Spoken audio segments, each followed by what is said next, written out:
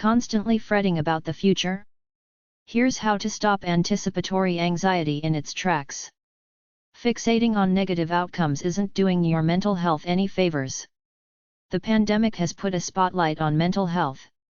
In an incredibly stressful year, more people are struggling, but on a positive note, more are seeking professional help. One issue that mental health professionals have noticed come up more often in the past year is anticipatory anxiety. Anxiety disorders are the most common mental disorders in the United States, with 18.1% of the population diagnosed with one. This year, of course, has piled on the stress. According to a study by the American Psychological Association, APA, called 2020 Stress in America, nearly 1 in 5 adults, 19%, say their mental health is worse than it was at this time last year. We all have a genetic disposition for any sort of disorder, explains Javier Barranco, a clinician at Berman Psychotherapy in Atlanta. Some have a higher disposition than others, which means they have a higher threshold and can take on more stress before experiencing symptoms. What makes anticipatory anxiety different? Anticipatory anxiety isn't technically its own diagnosis, but rather a symptom of generalized anxiety disorder or panic disorder. Anticipatory anxiety refers to worry about specific future events, the fear over what bad things could happen. It's the anticipation of what could possibly happen, says Veronda Bellamy, a mental health counselor in Charlotte, NC. It can come by way of trauma, bad experiences, or anything that's going to shock your system. With the possibility, people tend to go negative. It can be the first, and sometimes only, symptom, but isn't a diagnosis within itself. Say you're not connecting with a friend for some reason. Instead of reaching out and confronting them, you create a negative narrative in your head that they're angry with you and the friendship may be over. In reality, and from your friend's perspective, you two just need to have an honest conversation to clear the air. Or maybe your doctor sends you to get a routine test to check something out, and you immediately start planning out your potentially terrible diagnosis and course of treatment. Even when these outcomes aren't true, someone experiencing anticipatory anxiety will get their minds so focused on the future story they've created that they start to believe it. Our brain doesn't understand tense. It just hears this is happening over and over again, Barranco explains.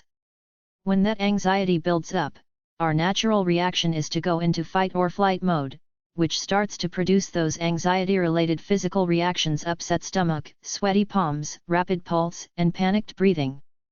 With excess social media use, a 24/7 news cycle, and an immense sense of gloom this year, it's not surprising that mental health professionals have seen a rise in this fear of the future type of anxiety.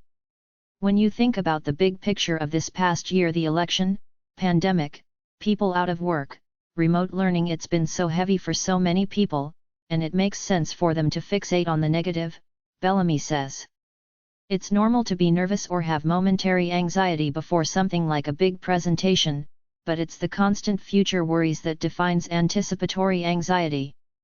The further in the future you go, the more severe the anxiety becomes. Barranco uses the analogy of a tricycle. That front wheel, our thoughts, is going to dictate where the back two wheels, our behaviors and emotions, go, he says. This catastrophic thinking starts to guide our behaviors and emotions. That's when we get into a cycle that's not easy to break. How to stop the cycle of anticipatory anxiety? The good news is that there are many ways to deal with anticipatory anxiety, and it's not always a lifelong symptom of anxiety. Work with a therapist. First and foremost, if anxious thoughts are starting to interfere with your daily life, you should definitely see a mental health professional. They have specific techniques, such as cognitive behavioral therapy techniques, that can help train your brain to recognize unhelpful negative thought loops and replace them with more rational, positive ones. You'll start to examine, unpack, and ultimately disprove your future-oriented worries until they're no longer your default way of thinking and reacting. Meanwhile, there are many coping strategies you can try at home to relieve some stress and lessen anxious anticipation. Move your body. Exercise for at least 15 minutes a day, whatever that means to you. Bellamy loves outdoor walks for her clients for the vitamin D and the ability to find a few moments of peace for yourself outside. What's more, not getting enough regular physical activity can have as detrimental an effect on your mental health as it can on physical health. Journal. This allows you to see better the connection between emotions and thoughts, Barranco says. Journaling can be extremely therapeutic and calming exercise. Breathe deep. Deep breathing is another natural and effective calming technique. Intentional deep breathing, also called belly breathing or diaphragmatic, increases your oxygen intake and helps activate the parasympathetic nervous system, which signals to your body that it's safe and okay to relax. Breathe in gently and deeply for 4 seconds, hold it for 3 seconds, and breath out evenly for 4 seconds. Do this cycle 10 times. Practice mindfulness. Mindfulness is not about having zero thoughts while you meditate. Instead, mindfulness teaches you to step back mentally and observe any thoughts, feelings, or sensations that arise, whatever they may be, without judgment. It's important to be able to identify thoughts and emotions as they come up, says Barranco, which is the first step in eventually being mentally aware enough to replace them with healthy thoughts. Constantly fretting about the future?